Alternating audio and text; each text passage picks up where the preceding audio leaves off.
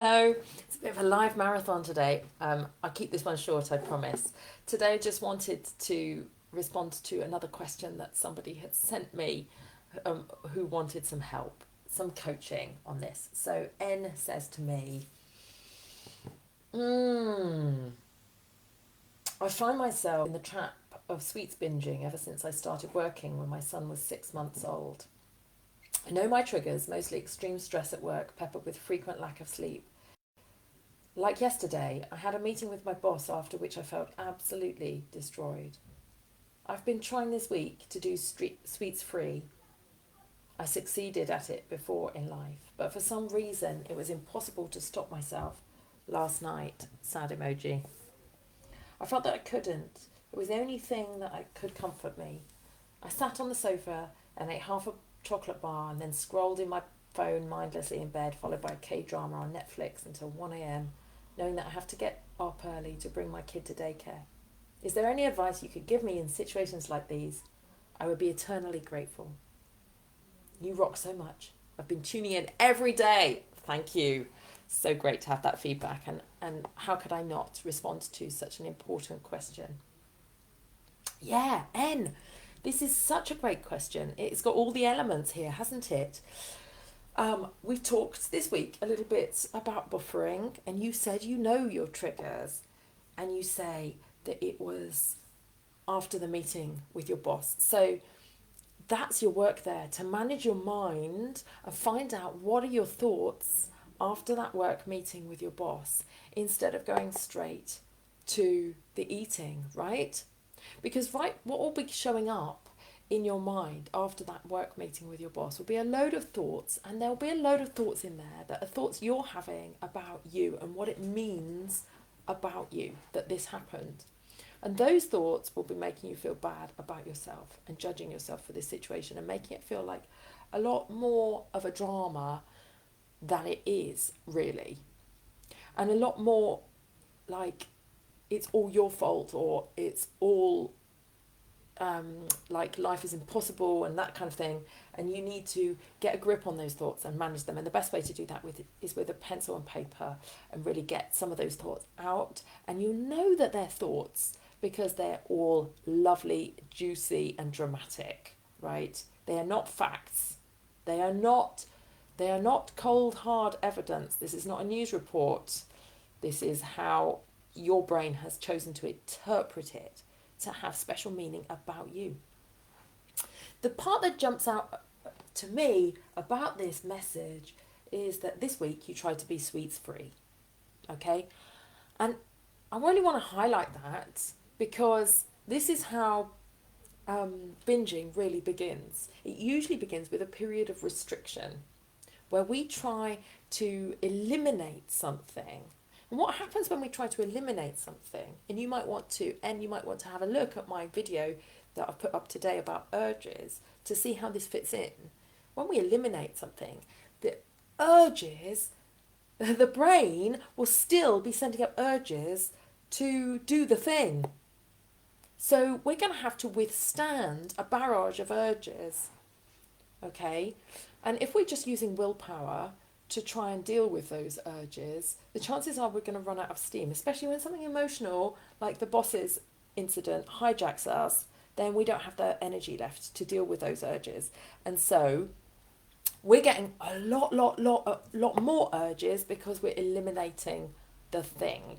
And that's going to feel really out of control. And then when we do give in to them, it's floodgates. And this is exactly how trying to diet can sometimes lead people into overeating. Because when you do eat it, you're like, fuck it, I've blown it. It's almost as if you've got a flat tire and then you go round the car and you just stab all the other three rather than fixing it and going, right, okay, that happened. I'm not sure if I like what I chose there, but let's make the next best decision in this situation. And so when I work with people, I tend not to go down the elimination route. I tend not to treat even foods which have an intense chemical effect in the body and in the mind I tend not to treat those as if we can't control ourselves around them, as if those foods have too much power. I respect sugar. I think of it as being very potent and very intense. And I know that when I eat it, I will have to manage my mind more than when I eat broccoli. Yeah.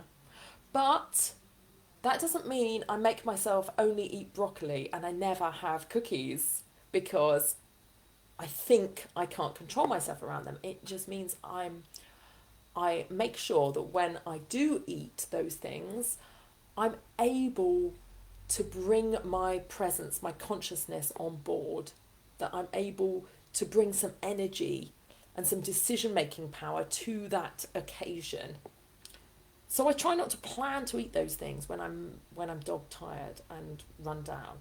I try to plan to eat those things when I go to a really nice cafe and it's the morning and I've got some decision making energy still in my mind. So my recommendation to you is, how's about I'm not talking about giving yourself permission to eat a fuckload of chocolate, because that is gonna, that is not gonna be great for your health and all of the rest of it. But how's about choosing to eat a bit of that really consciously sometimes? Because when we take things away, it really makes us want them. And then we have a lot of deprivation thoughts of like, oh, but I'm not allowed it because I said I wouldn't, I'm breaking my rules and all of that.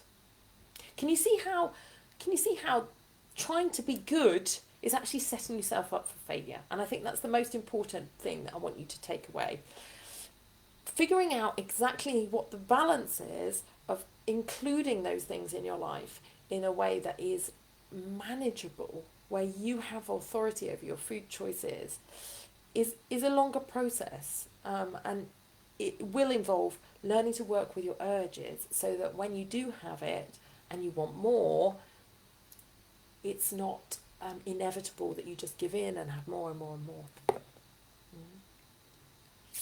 What you've experienced there in microcosm is such a useful example. So thank you so much for bringing this example to the group. Let's stop stopping things. Let's stop banning ourselves from things. Let's stop making rules for ourselves about things. This is so much about how we approach our work lives, with goals and driving ourselves, and commitment, determination. Some of those qualities are going to help us, but there are also gentler qualities that are going to help us too, like curiosity and the ability to investigate, and a bit of objectivity and patience are going to really, really help us on this journey.